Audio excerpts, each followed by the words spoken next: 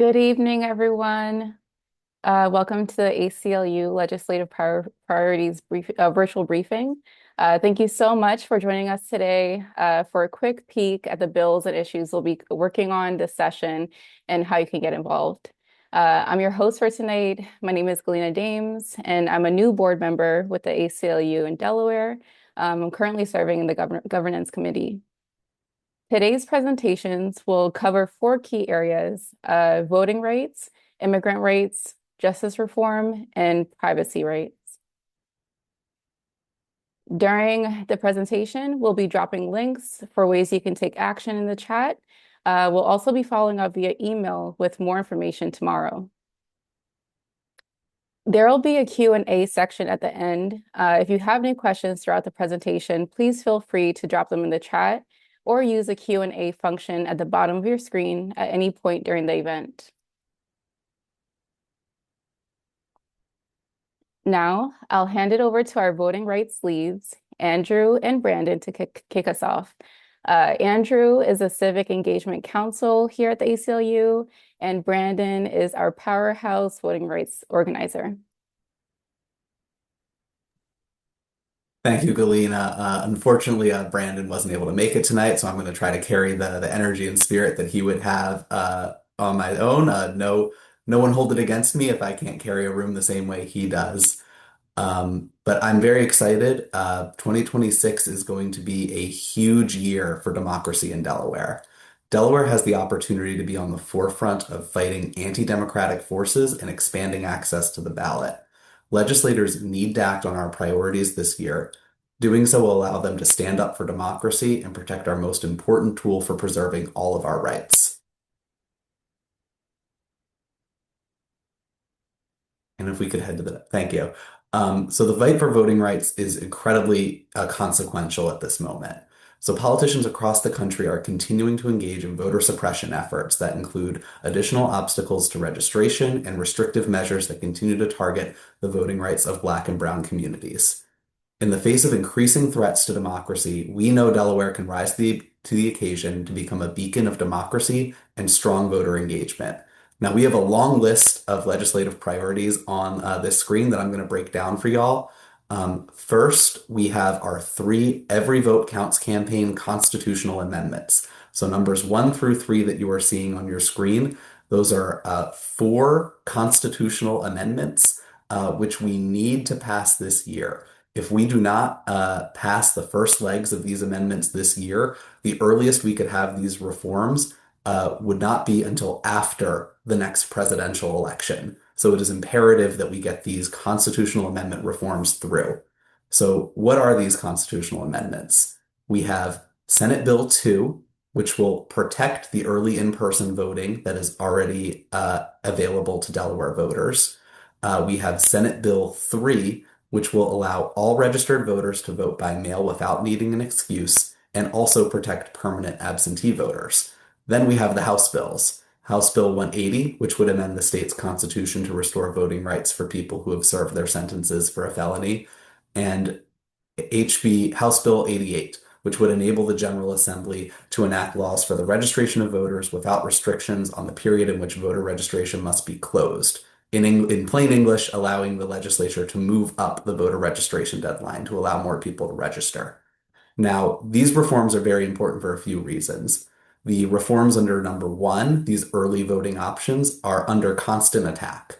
We currently have early in-person voting, but that hasn't stopped anti-democratic forces from bringing lawsuits in the past to try to deprive us of this option to vote, and will not stop them in the future unless we have a constitutional amendment. Now, felony disenfranchisement is also a very important issue here in the state. It has its origins in Jim Crow and mostly impacts people in Delaware who are no longer incarcerated. So in order to get people fully reintegrated into their communities and reduce the rates of recidivism and really engage historically disenfranchised communities, we need to fight back against felony disenfranchisement. Lastly, we are looking to get all the way up to same-day voter registration because voter registration deadlines are massively disenfranchising, and we have one of the longest deadlines currently allowed under federal law for voting, for voter registration. And lastly, on the screen, you will see that another one of our priorities is to pass a state level Voting Rights Act. Now, many folks on this call probably already know about the Federal Voting Rights Act, the crown jewel of the civil rights movement. However, it has been progressively weakened over the years. Folks all across the country stand at a much greater risk of having no recourse if they face discrimination in voting without the federal law. Now, we have the opportunity to pass a state level replacement to make sure that these protections exist in our state. Thank you so much. Oh, are you We're sorry? Go ahead. just a few more things. Once you get me going, I really won't stop.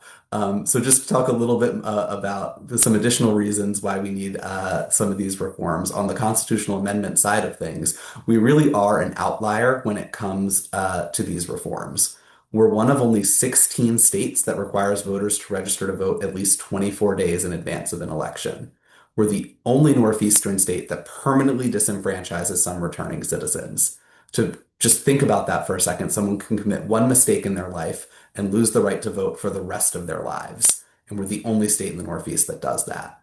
And we're one of only 10 states nationwide to have that permanent disenfranchisement for non-election related offenses. Now, we're one of only 14 states that requires voters to give an excuse to cast an absentee ballot. That is one of our early voting options. People might recognize that I said before, protecting early voting is another one of our priorities for this campaign. If we lose early in-person voting, we would be one of only 4 states in the entire country to not have that voting option. We'd be joining peer states like Alabama, Mississippi, and New Hampshire. So we would like to stay out of that company and ensure that we have robust voting laws to protect everyone's franchise. And lastly, these have a real impact in terms of the raw numbers.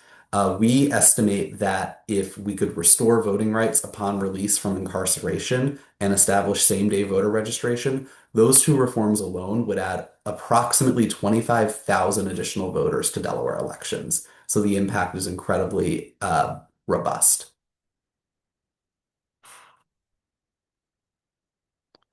Now, why a state level Voting Rights Act? As I alluded to before, the federal VRA has been steadily chipped away at for decades. Now, another major blow may befall the VRA just this year. The Supreme Court is due to issue a ruling on a case pertaining to the tools the VRA provides for fighting racial discrimination in redistricting. And a negative ruling there would strike down one of the last remaining significant pillars of the Federal Voting Rights Act. Additionally, in recent years, emboldened by the lack of federal protections, states have been passing anti-voter policies in droves that have made it much harder to vote. In fact, since 2013, at least 31 states have passed 103 restrictive voting laws to limit voting access. Now, responding to this wave of repression has been a growing demand uh, for state level Voting Rights Act. As you can see in the map on the screen, many states, blue, red, purple, have been introducing and trying to move, and in some cases successfully passing the state level Voting Rights Act. There's been real momentum in that since 2018, a state level Voting Rights Act has been implemented in at least one state uh, every year, with the exception of 2020. So Delaware can join the avalanche by being the state to do it in 2026. Um, Generally speaking, these state level VRAs vary a lot from state to state, but at their core, they are about giving voters the tools they need to proactively fight against discriminatory voting policies and practices, and also, in some instances, can prevent states and localities from implementing those restrictive and discriminatory practices in the first place. So we really need to make sure we have this in order to continue to protect everyone's right to vote.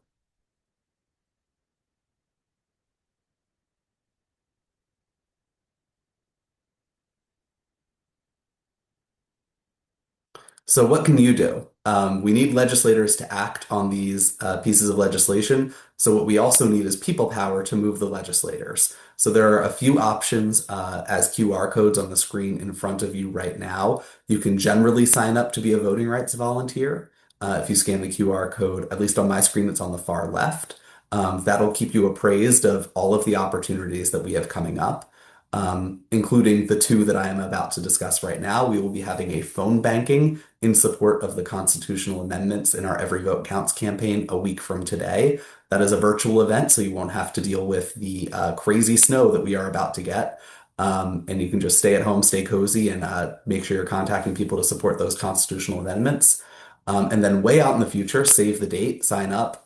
We are going to have a voting rights lobby day on April 21st at Legislative Hall. It is a very important day that we all show out in force and show how important democracy and these issues are to our community. So we need your support to fight for democracy. Consider volunteering at one of these upcoming events or donating to support our work.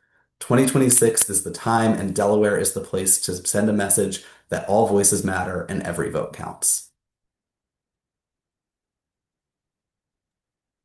Amazing. Thank you so much, Andrew. And you held your bargain. You did a great job. Um, I would like to pass it on to Helen now and Helen is our campaign manager.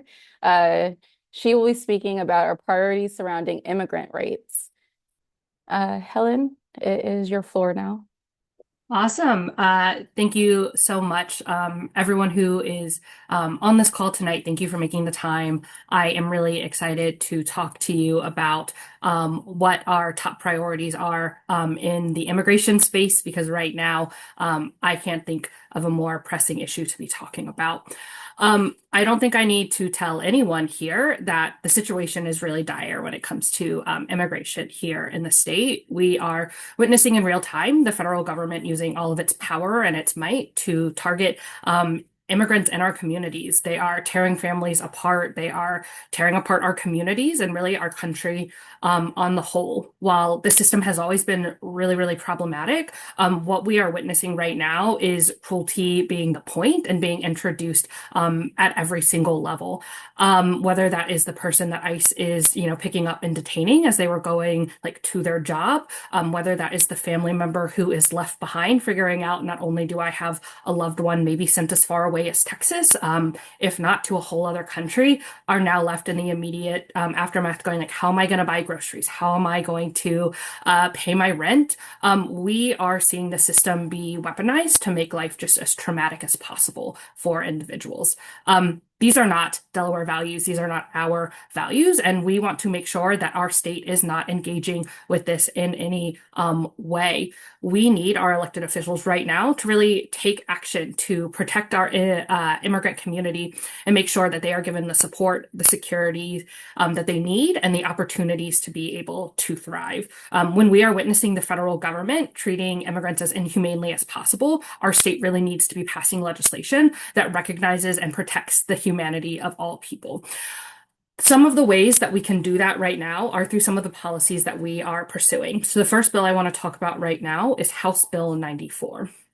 This is a bill that would prevent state and local law enforcement from assisting in immigration enforcement activities in key community spaces, so places of worship, medical facilities, and schools and daycare centers. I have heard so many stories from the community of attendance being down at school because kids are scared to go, of people missing doctor's appointments, even critical doctor's appointments because they are terrified to leave their house. We need to make these places feel as safe as possible for people. Now, I can't promise you a magic wand to like completely kick ICE out of the state, and part of that is because ICE is a federal agency. But what we can do is make sure Delaware is not, our law enforcement is not engaging in any of these areas. We can help build some trust that if ICE is there, our local law enforcement is not going to be providing logistical support. They're not going to be maintaining a perimeter, that we will play no part in what is going on. The other thing that is really critically important, and I don't want us to lose in this debate, is that these are critical spaces within our communities. Hospitals, schools, sanctuaries, these are places people should be able to go into and to relax and feel safe and not have to worry about themselves or a loved one getting dragged out. This bill has been introduced. It was introduced last session, so we have had a year to really work on this bill. And it is really time that we see action taken on this bill and we see it get passed. The next bill I want to talk about is House Bill 58. And this is a bill that would prevent our state and local law enforcement from profiling based on actual or suspected immigration status. We do have some profiling laws already on the books, which is great. But with this bill is we are making sure that we are crystal clear that you should not be profiling on immigration status. This is important for both what we are seeing nationally, but also we just last week learned that it appears Laurel PD had compiled a list of Haitian immigrants. And so it appears that there's probably some profiling going on right now. So we need to make it extra clear that we are saying these are not Delaware values. These are not how law enforcement should be operating within our communities. And it is past time that we address these problems. So both of these two bills, House Bill 94 and House Bill 58, they were introduced last year. They have been voted out of committee and they are waiting for their House floor vote. So what we are doing is making sure that we are pushing House leadership to schedule these bills for a vote and to get moving on them quickly because we know we don't have a lot of time to wait. The other issue I want to talk about bill-wise right now is that we need our legislature to introduce and to pass bills that would prevent all law enforcement operating in the state from being able to cover their face in most instances, and that would require all law enforcement operating in the state to identify themselves in most instances. This is just helps keep the community safe so they can know whether they are interacting with federal law enforcement or state law enforcement or local law enforcement. They can know who is and who isn't actually there to protect them. In a time where we are seeing masked individuals just roaming the street, we need to be crystal clear about who can and can't be trusted in those instances and who isn't actually law enforcement. Additionally, we know that if people are able to hide their face, hide who they work for, if they feel that they can be anonymous in their actions, then that means they may engage in behavior that they know isn't right, that they know is wrong, because it's harder to hold them to account. So it also makes sure if someone is acting improperly that we have a way to know who that person is, what agency there is that we need to deal with to be able to hold them accountable.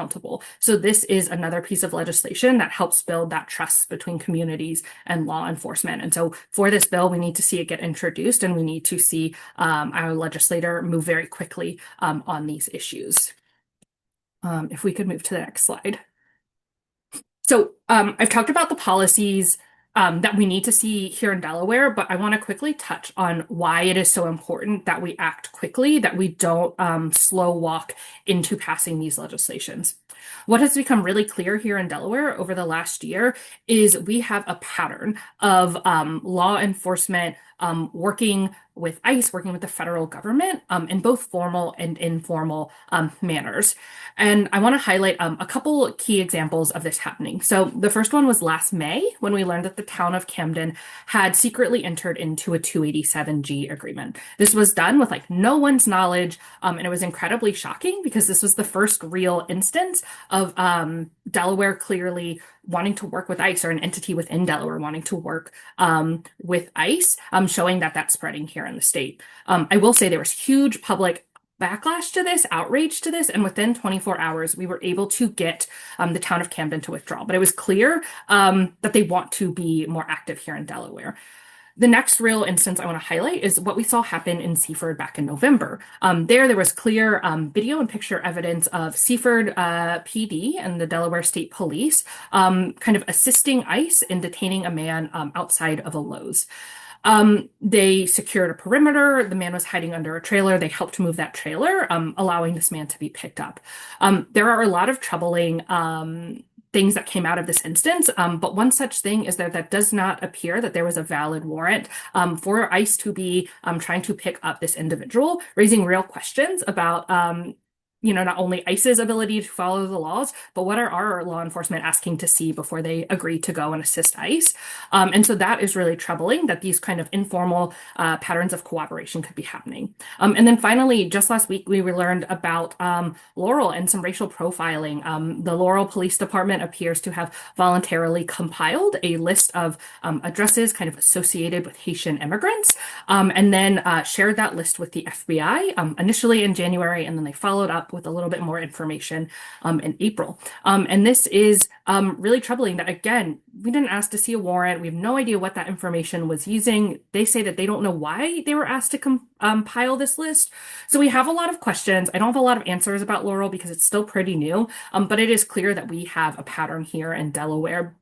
And just generally, we know ICE activity is on the rise. It has been on the rise since the start of last year. We know it will continue to happen more and more frequently here in the state. It's not a matter of if ICE comes to Delaware, because it's already happening. So we need to be ready. Delaware is a special state in a lot of different ways, but we aren't special when it comes to ICE. They're not magically going to ignore us for the next 3 years. So we need to be getting ready, and that's what some of these policies here are designed to help us do.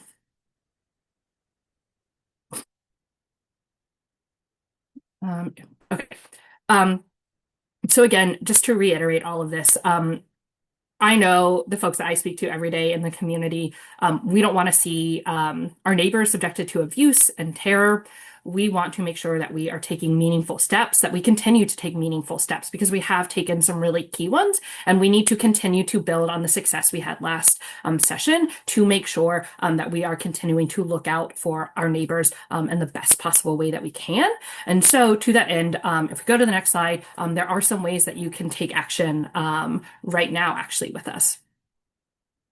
So the first, if you scan the QR code that says send a message, that will take you to an action alert where you can let both our governor know and our General Assembly know that they both have clear action that they can take right here, right now, to end cooperation with ICE and to make sure that we are protecting our neighbors. Letting them know what Delaware demands is really important. So I'd encourage folks to not only take that action alert, but also send it out to people you know who should take action right now. The next thing you can do, if you scan that middle QR code that says send a letter, like I said when talking about House Bill 94, is we are urging leadership to schedule a vote on this bill by the end of this month. So we are encouraging people to write email letters of support and to send those emails into leadership. So if you scan that, it'll take you to a website where we have like talking points, some template letter you can pull from, email addresses of who you are sending it to, making sure that they continue to know that we are watching them and we are urging them to take immediate action is really important. And finally, we will have more ways for folks to continue to get involved in our immigration stuff. We've got some really cool stuff coming. So I would encourage you to sign up to be a volunteer, to hear from me about immigrants' rights opportunities, as well to hear from some of my other amazing colleagues and the great work that they're doing. Amazing. Thank you, Helen, for your leadership in this area. As someone in the chat said, the urgency in immigrant rights can't be underscored enough. And moving on to the next priority, I would like to introduce you all to Vonda, who is our campaign organizer. Vonda is a longtime community advocate who will talk to us about our justice reform priorities. Good evening, everyone. Good evening. Good evening. Thank you. Thank you for showing up and hearing what our priorities are tonight. Tonight, I will be getting into our justice reform priorities for this year. First slide, please.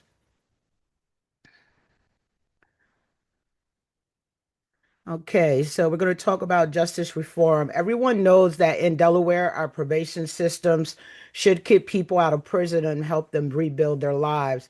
But through my organizing around probation reform, I've noticed that a lot of people who are on probation aren't getting their lives rebuilt. And so we need to successfully change our probation systems to help reduce crime and recidivism, protect victims, enhance public safety, and free up millions of dollars for reinvestments into reentry, educational, and social services. Incarceration should never be a last resort, to be honest. Delaware lawmakers must take action to modernize our state's probation system. Delaware has in my opinion, a very old probation system, and it needs to be updated, and we need to end the circular path to re-imprisonment. So this year, we did get some leadway last year But we want to come back to technical violations. So we want to this year we will excuse me, we will promote successful reentry after incarceration by restricting the use of incarceration for rule violations. Let's keep it up clear. The General Assembly must introduce and pass legislation that provides clear guidelines regarding violation sanctions and uses community-based interventions to impose appropriate consequences. Next slide.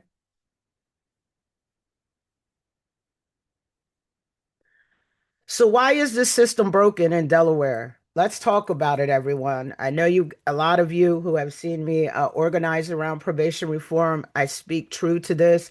Delaware continues to have one of the highest incarceration rates in the Northeast Quarter. It's higher than Maryland, New Jersey, New York, and other states on the East Coast. And let's talk about racial disparities.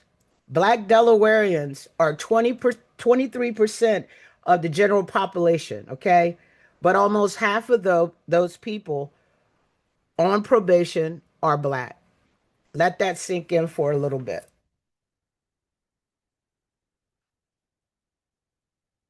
Next.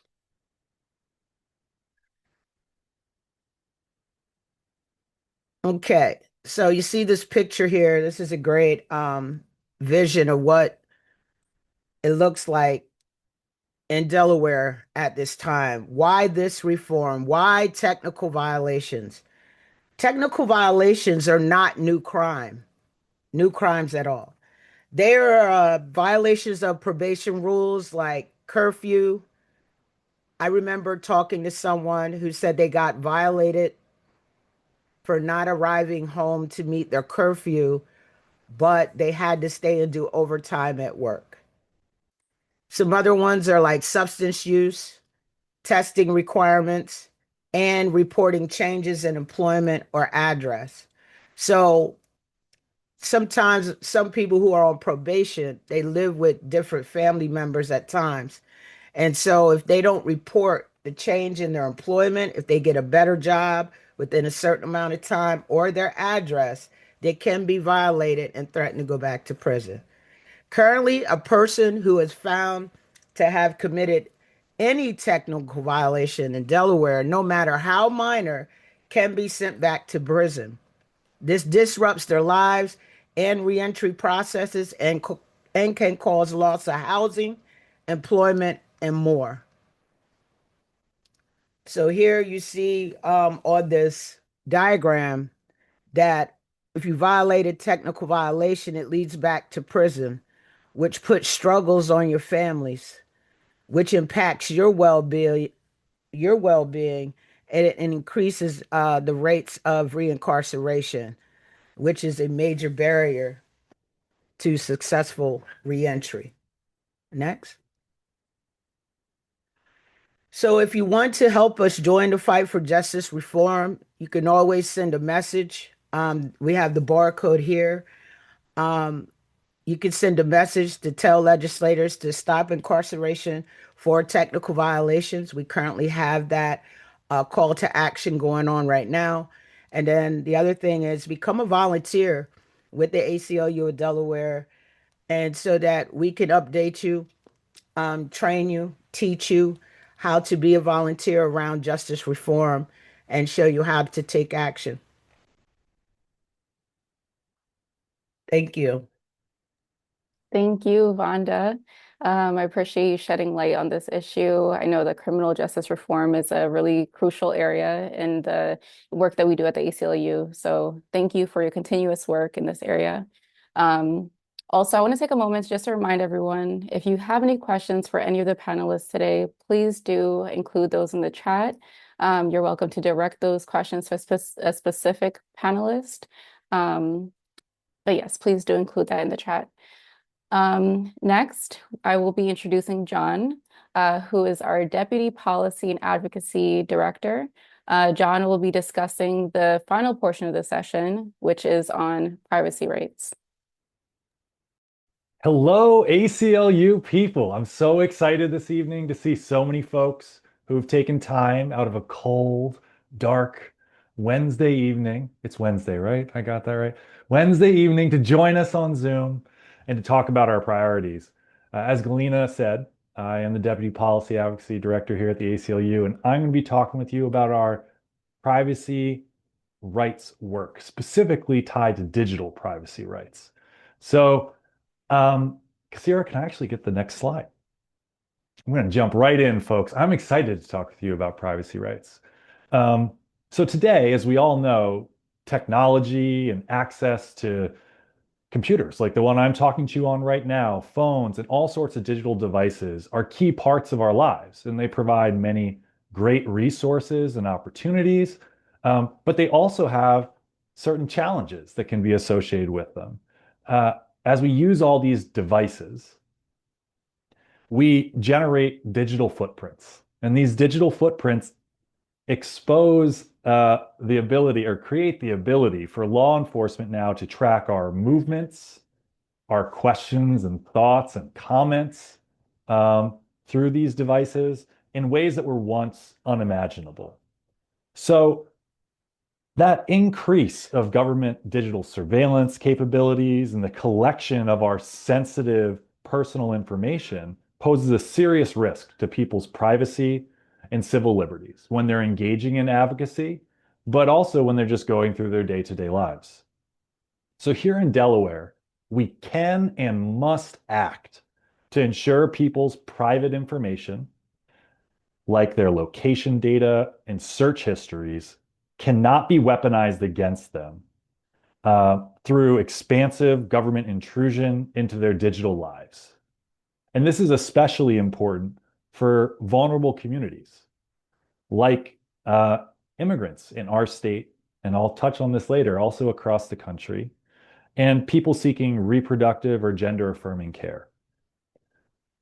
So, how can we do this? How can we make a change? The priority that we're emphasizing this year is HB 145 or House Bill 145, which seeks to ban reverse warrants. And I want to say thank you to Rep. Wilson Anton, our sponsor, for bringing this bill and continuing to advocate alongside us as we seek to end the use of this constitutionally dubious and overly intrusive practice. While it's not only from our viewpoint unconstitutional, and actually the Supreme Court just took up a case last Friday that's going to be determining the constitutionality of reverse warrants this coming spring. Even if it is found to be constitutional, it is still just bad policy. It is bad policy to have our government use these tools to invade people's privacy, invade their lives, and chill and reduce our speech as we engage with each other and seek to just go about, again, our daily lives. Can I get the next slide, Kasira? So let's take a moment to talk about a reverse warrant is. And before I do that, I want to step back for a second. So what is a warrant and what are warrants generally required to do? So warrants are supposed to be related to a particular person. They're supposed to be narrow and specify what is to be searched and be based on probable cause. Reverse warrants don't meet all of these criteria. Instead, they function more like a digital dragnet. So anyone whose digital device was in or near a location, or anyone who typed in a word or phrase into a search engine, is then subject to scrutiny and investigation and further invasion of their privacy. Reverse warrants have no specific person that they're looking at or specific person that is suspect of wrongdoing.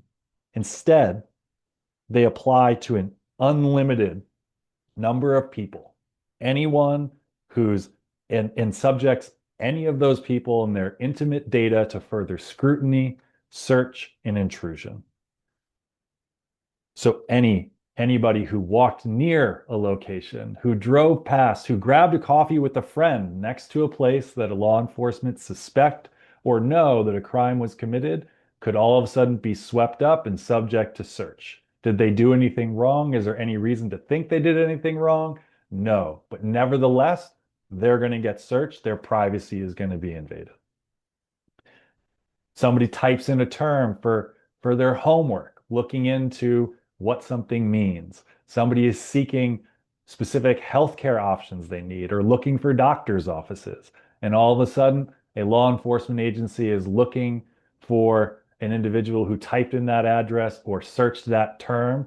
And did they suspect that student doing their homework to have done anything wrong? No, but that student typed in a search term, so they're going to get thrown into the pot, that digital dragnet that then is going to subject them to further scrutiny and investigation and invasions of privacy.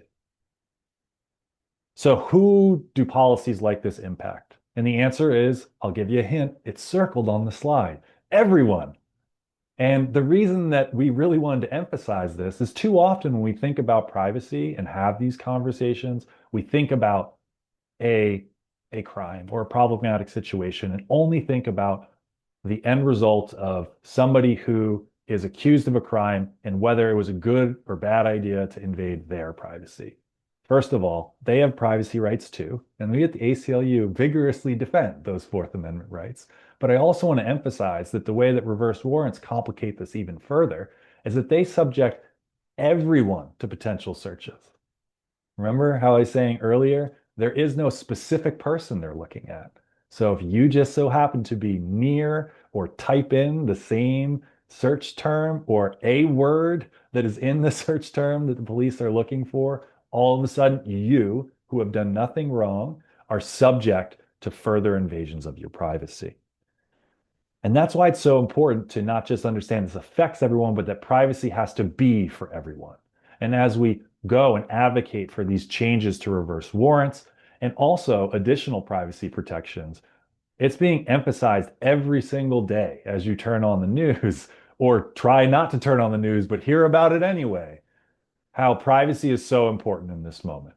We have many, many institutions in our country that are trying to trample on privacy rights and really testing the boundaries of what's allowable. So it's important in this moment that we stand up and emphasize that at the founding of our country, it was decided privacy is for everyone. This is a core American value and something that whether it's British soldiers in the 1770s knocking on every door, despite having no reason to suspect anybody at that property of wrongdoing, but to nevertheless search them for printing presses or seditious materials that are making fun of the king, right? We're now seeing that digital version play out in modern times, and we have to remind everybody that no, this is not okay. Privacy is for everyone. We have these rights for a reason. So banning reverse warrants and passing HB 145 will stop this snooping in people's data unless law enforcement have a specific reason to suspect that individual. Law enforcement will still be able to search people with a valid warrant. They'll just need to identify the individual they want to search rather than subjecting all of us potentially to invasions of our privacy. And this is super important, especially in Delaware. And Kasira, can I actually have you click to the next slide? Because Delaware and the decision we make isn't just going to impact Delawareans.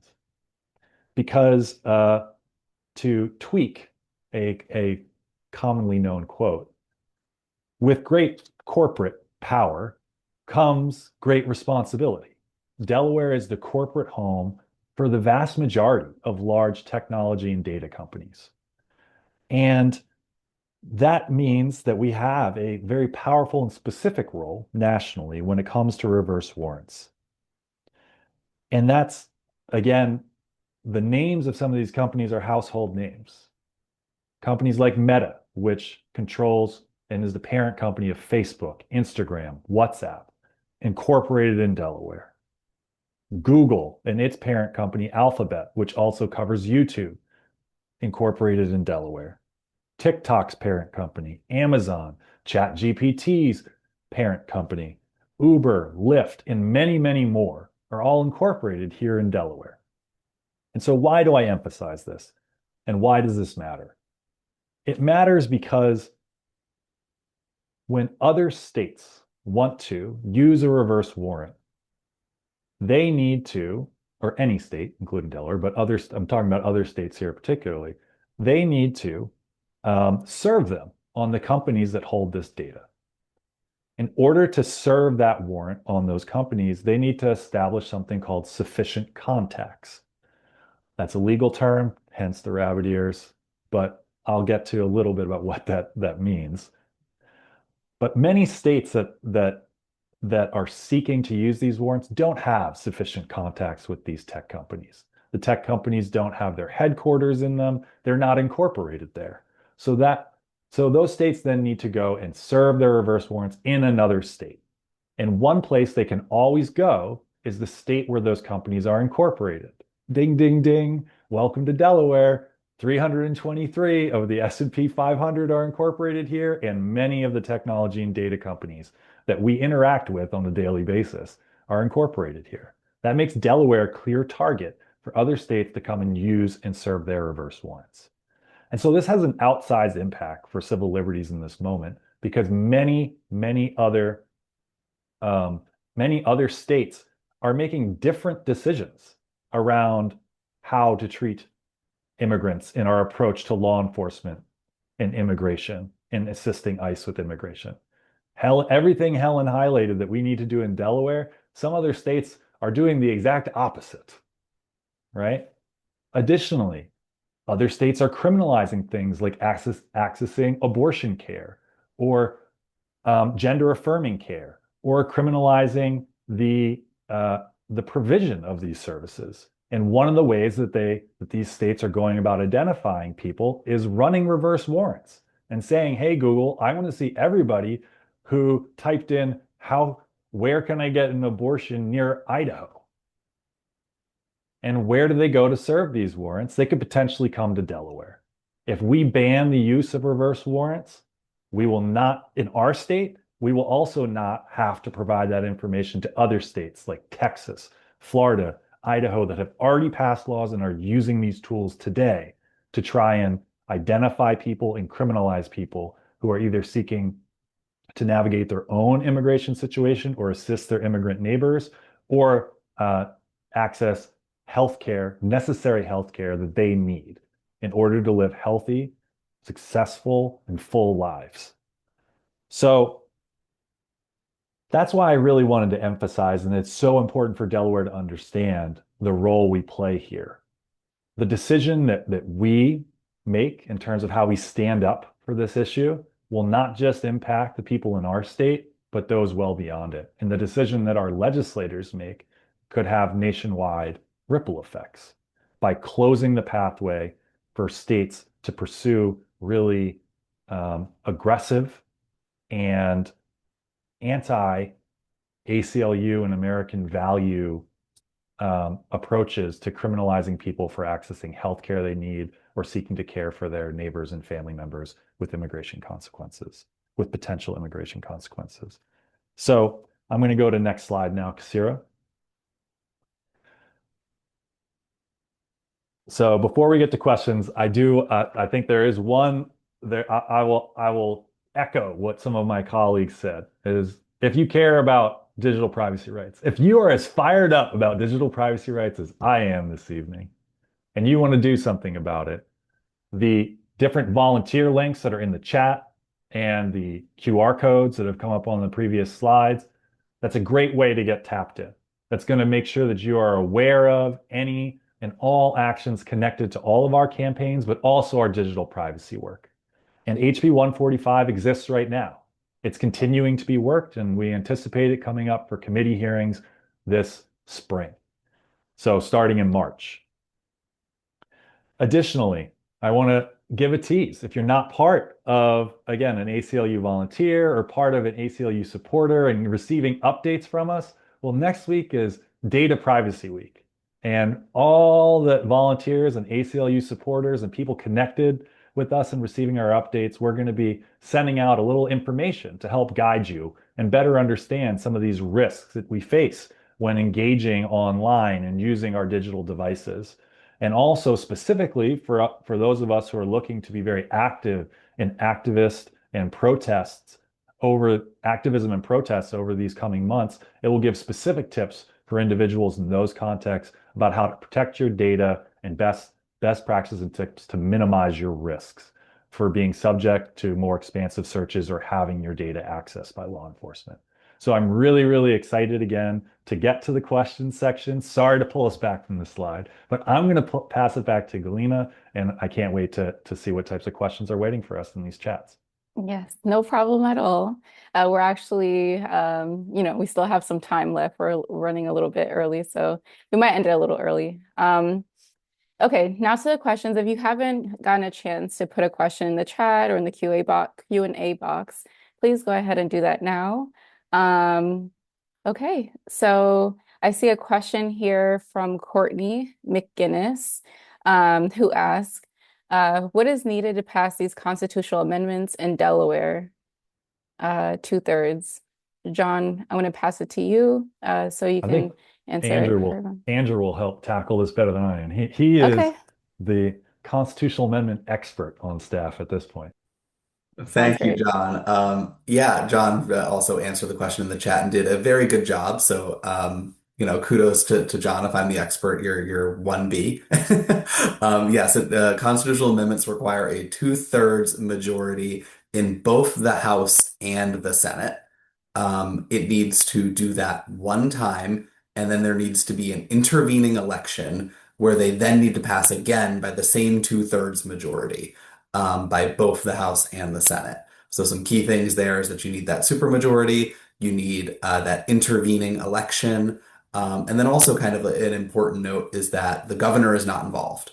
It is solely done by the legislature, solely done without input directly from the people, which is why it is so hard to do and why we need such a coordinated, persistent campaign to get it done here in Delaware. Awesome, thank you. We have another question here from Gail G. Gibson, who asks, does HB 94 include the University of Delaware? Yeah, I'll take this one. So I believe it just applies to like K through 12. I don't think it covers secondary education institutions. But I will go back in the text of the bill to just confirm that that's right. But I believe that's what it is. Thank you. And then we have Andrea Roshbaum. Please forgive me if I butcher your name. I'm doing my best here. Who asks, I just signed up. Oh, well, this is a question. Other people may have this question. I just signed up for Every Vote Counts lobbying day. The website states that it's Wednesday, April 21st. However, the email that I received states Thursday, May 15th. They're looking for clarification, and just in case anyone else is curious. Go ahead. Yeah, so just to be very clear for folks, that is going to be on the 21st of April, not the 15th of May. We'll make sure that that's crystal clear. We'll get that confirm email sorted out. That doesn't mean don't sign up now. If you do sign up now, we'll make sure that the clear, correct instructions are sent in any follow-up communication. Awesome. Okay. And John, I think this question is for you, from Nancy. Does HB 145 address the use of flock cameras? Oh, Nancy, what a good question. So what I will say is that HB 145 and reverse warrants are a overlapping but also distinct issue from flock cameras. For folks who are not familiar with what a flock camera is, Flock is a specific company that has created what are called automatic license plate reader cameras, along with a whole host of other devices that capture video or other information. It's marketed as a tool for law enforcement. It's marketed as a way to help reduce crime, but some of the things that it does is also subject people to massive amounts of surveillance, and it is seeking to expand that at all times. So we are looking at flock cameras. We are looking into the types of work that Delaware can do in challenging their institution in our state. Unfortunately, we already have multiple flock cameras in different places, including recently Rehoboth has installed them along with other digital tracking devices that anybody who goes into Rehoboth Beach is being subject to that type of data capturing and recording and surveillance. One thing, while it's not part of the question, but I want to emphasize because there was some recent reporting around flock cameras in which the Rehoboth town manager said that it will not be used for immigration enforcement. And that's something that I do want to tell everybody, especially our folks in Rehoboth. That's not necessarily true. Rehoboth doesn't have control over that because right now, flock cameras from anywhere in the country can be accessed by any other police department that has a flock contract.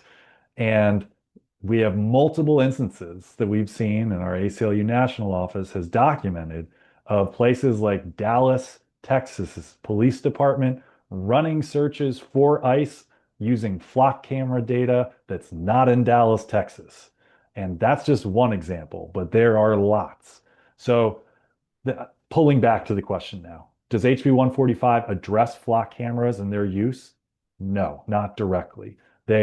However, Flock is another one of these companies that will be capturing information that somebody could try and use a reverse warrant and say, hey, Flock, I want to see if Flock starts to capture geolocation data off people's phones. I want to see everybody who geolocated phone or device popped up in this specific area. And I don't even know if they'll need a warrant. Flock will probably just hand it to them because Flock loves giving stuff to people that are already their clients and they're not requiring warrants. So I would say that Flock is a distinct issue, but it does overlap and has a lot of the similar concerns, and it's something that we should continue to work on. Thank you, John. And I have another question for you here. Does HB 145 protect Delawareans from Fed reverse warrants? Yeah. So the short answer is no. I will give a slightly longer answer. But the short answer, I want this written down. John gave a short answer once, and the answer was no.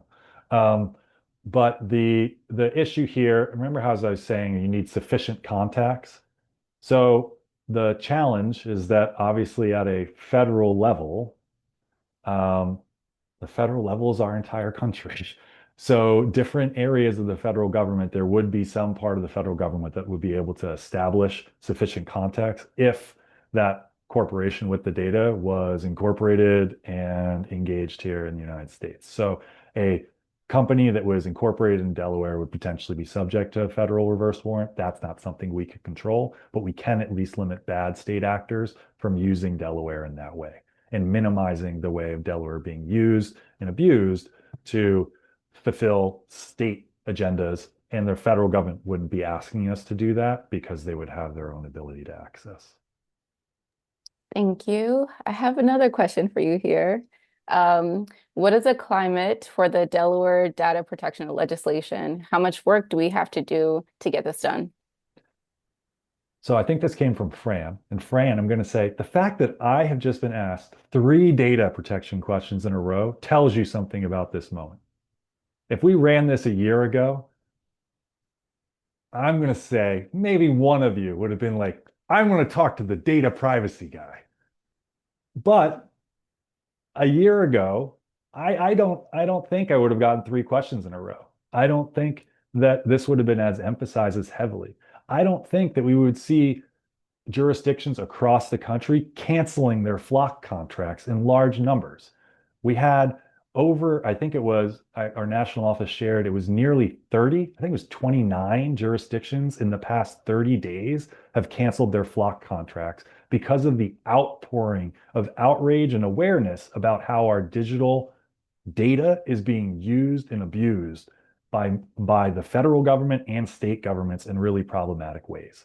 So what I would say is that we've never had a better climate to try and make these changes and have these conversations, partially because the harms of the type of permissive approach that has been previously used and given to this data protection work and data protection access for law enforcement, like we're seeing how problematic that is and the cost of doing that on a regular basis right now.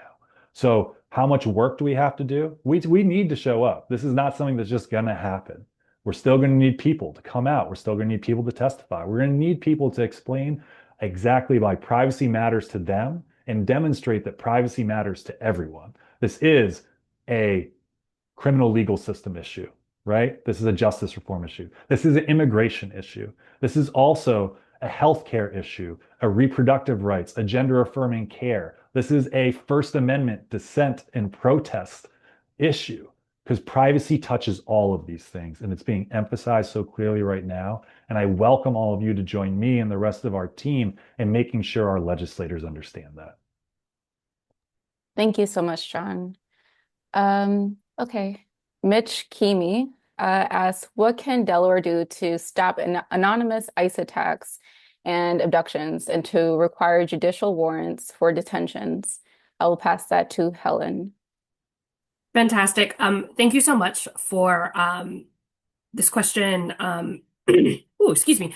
For this question, Mitch, there are some things we can do. There isn't a silver bullet to magically fix all the problems that we're seeing with ICE, but we are not powerless in this moment, and there is a role for every person to be playing. And like, how do we protect our neighbors? How do we try to stop the attacks and the abductions as much as we can? And how do we try to like hold ICE to the law? So because this is a legislative priority, I'm going to talk about two kind of like ways like elected officials can take action, and then something like we as a community can be doing. So the first thing we should be doing as a state, which is something that we are asking the governor to do, is to building on the privacy point, is to make sure that our state agencies that they are protecting the information and the data that they have on individuals. This administration promised to deport 11 million people, and to do that, you have to be able to find 11 million people. And our states have a lot of that information from folks. And so making sure that like we are not turning over that information unless there is like a valid warrant or a court order, and saying like we will no longer just like turn it over to you because you are the federal government and you asked. That can no longer be how the system works. And we also need to be making sure that we are looking at kind of like passive ways that things are happening between systems talking to other systems where like people may not be reviewing the ask that comes in. And so taking that seriously and making sure that we are locking down our state's information, one of the best things that we can do to make it harder to find folks. The next thing that we can do is to make sure that we have mechanisms in place here in Delaware to be able to hold like federal officials like accountable for like civil rights violations that they may do, they may commit here in the state. And so making sure that we have a way in the aftermath to hold them to account, to not just let them get away with this, is critically important in trying to like stop the behavior we're seeing. So those are some of the like policies folks can do, but there is also a big role for like communities to get engaged and to play a large role in this. We know that ICE does not like for people to see what they're doing. So many of the like pictures and the videos and the content that we are seeing come out of Minnesota has been really important. The more people see, the more that they get outraged of these attacks, of how they are treating everyone from immigrant to citizen. That can be a good pressure. We have seen that work in the past. And so that means folks need to get organized. The community needs to get organized. Get trained up on your knowing your rights. We are always happy to do that. Get organized, figure out like who is gonna, be ready to go to a school if they see something happening and like escort kids, to their bus stops or like whatever it looks like. Be ready for that. Be ready to take out your phone and like record ICE agents and take videos so that we have a record so that we can show what the content is. That is another way that like community members can get involved. Though I would of course encourage you to be really safe while you are engaging in that. So that's some of the ways that we can take a lot of different actions here in Delaware to help protect folks from ICE and from what they are trying to do. Thank you so much, Helen. We have one more question here in the chat from Joanne Cabry, who asks, what is the status of Delaware's voting rights bill? Do you know when it will be introduced? Thank you, Joanne, for that question about the Voting Rights Act. I'm going to take the opportunity to answer that question and also at the same time a question from longtime ACLU Delaware supporter Judith Kay that I saw in the chat that also I think went to me. So to start with the Voting Rights Act question, we've been hard at work on that bill for a long time. It is something that we are still perfecting with input from all the relevant stakeholders because it does touch on so many government stakeholders to make sure that it's properly enforced and implemented. So that is something that, despite all that, we think will be introduced very soon. I don't have an exact date on that right now, but it's something that we've been having conversations with these stakeholders on for months, and we are very close to a place where we will be ready to introduce soon.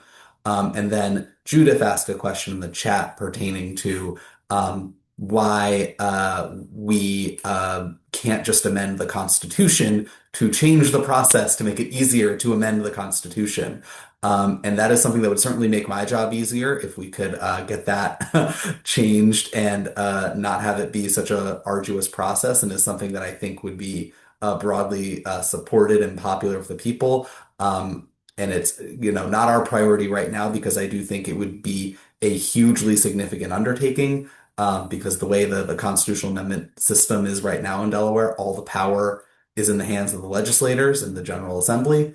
And the people you're going to have to convince to cede that power to get it changed is those same people. So it really presents a difficult situation where you have to convince a large group of people 2 times in a row to give up that power. It's something that I think is a laudable goal, but is just not a current priority of ours.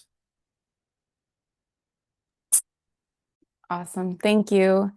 All right. Thank you to our panelists and our campaign leads for this wonderful presentation. Thank you for everyone for submitting your questions. If you have any other additional questions, please feel free to follow up with us at ACLU-DE.org. So you can send your questions there, ACLU-DE.org. And thank you. We ended a little early. So thank you all very much for joining us tonight. We're going to be busy this session, and we're more prepared than ever for the work that lays ahead.